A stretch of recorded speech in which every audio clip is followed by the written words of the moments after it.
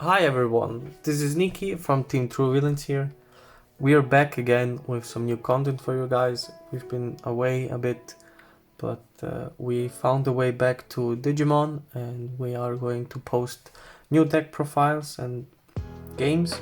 So yeah, heads up, I've won my recent locals here with this deck, MirageGaogamon, and I'd like to show you this deck. I think it's a really good deck in this format, and at the end of the video I will show you then the results against what I've played and more information, but let's dig into the deck profile. So for starters, I play 4 Vanyamon. I think this is self-explanatory as we play a lot of tamers. We always want to draw more cards, and it fits the theme. Then for the rookies, I play 4 of the BT11 Gaomons because it's a searcher and oftentimes you even hit 2 things, but the only drawback is that you have to discard the rest into your trash, and the inheritance effect is also good. If you have this, it really comes up, but yeah, I play 4 of these. Then in my opinion the best level 3 is this Gaomon from EX4, only because of his inheritance effect. We don't have many things that let us play stuff for free, but we can gain memory back, so that's why we max him out.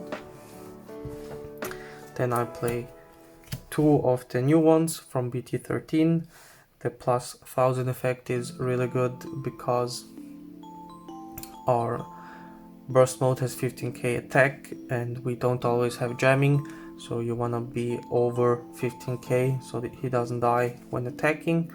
Yeah, that's why you play only 2. And Modoki Betamon is self-explanatory. There's a lot of memory gaining effects which are not tamers, and that's why he's really good. Then let's continue with the level 4s. I play 2 of the BT11 ones. He has the same inheritance effect, that's why I play only 2.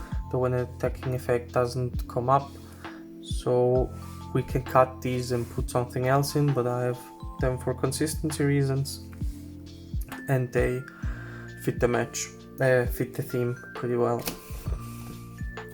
Then for my favorite level 4, it really is this one because he bounces back and has the memory inheritance effect. It comes up really often against Hunter, against Doom Lord and other stuff, against Belphamon if they play some memory chokers or so, you can just bounce them back and you will gain memory. I think it's a really good card and I will max him out. Then for the last level 4, of course the new Gaogamons, because if you can play a tamer for free then it's obviously really good, but you have to be careful.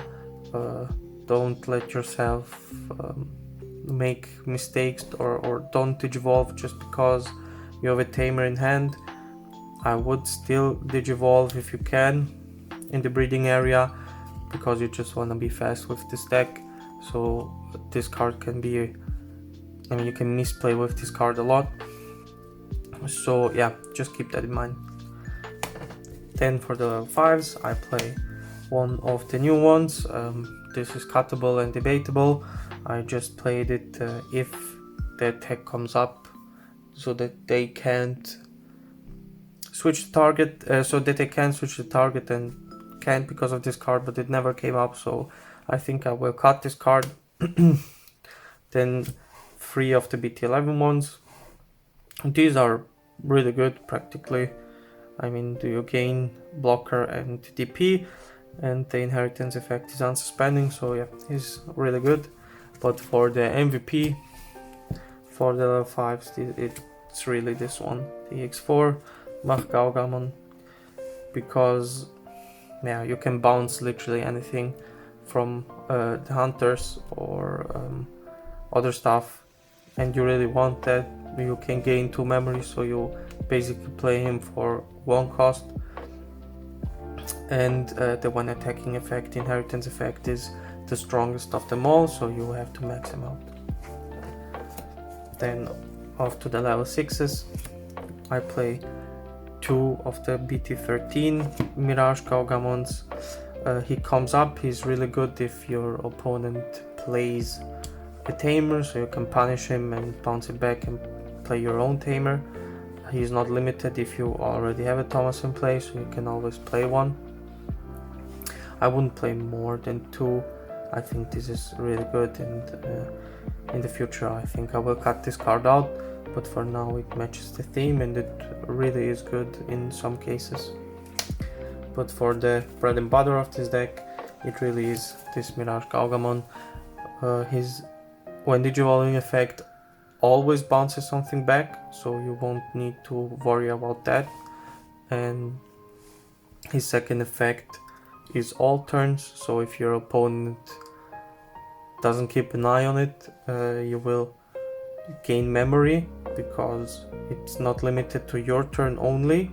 And if they play, for example, a searcher, you get to gain memory, and often of times it's your turn and they don't even read the card, or they simply forget about the effect, and then you can just legally say, yeah, I mean, you gain memory, they can't take their actions back. So yeah, it's a really strong card if you play it like that. You play it wisely, keep quiet, have a poker face, it really helps. Then for the last Digimons, I play 3 burst modes. So burst mode is the new mechanic where you can play them literally for free, but you gain so much memory. Sometimes you can play him legally and he will stay on the board. He's really good against Quartzmon, so if they think they win because they tap you everything, you just come out, Digivolve into level 6, and then Digivolve into this, bounce him back, the Quartzmon, so you always win with this card. No matter what, you will bounce something back that is pasty, and you have 1000 attacks. So yeah, this card is really good. Now to the tamers, I play 2 Thomas, 2 of these Thomas, and 2 of the Nikolai Petrov. So in my opinion, all of them are good. They come up in different scenarios. I'm not so sure if I'm going to cut 1 of these and play 3 of the new Thomases, but he's cheap, his effect isn't the best, but you can unsuspend your Digimon, which is really good, and you can make more plays. So you attack, suspend this, unsuspend your Digimon, bounce it back to hand, play this one. You know, there's a lot of things you can do. Maybe even cut 1 Nikolai, because jamming is good generally. You need it, or you just need more DP. The memory gain effect comes up. I don't know, it's debatable, so cut either one of these guys for 1 Thomas more, I would suggest. And yeah, but you need to play these 3, they're solid.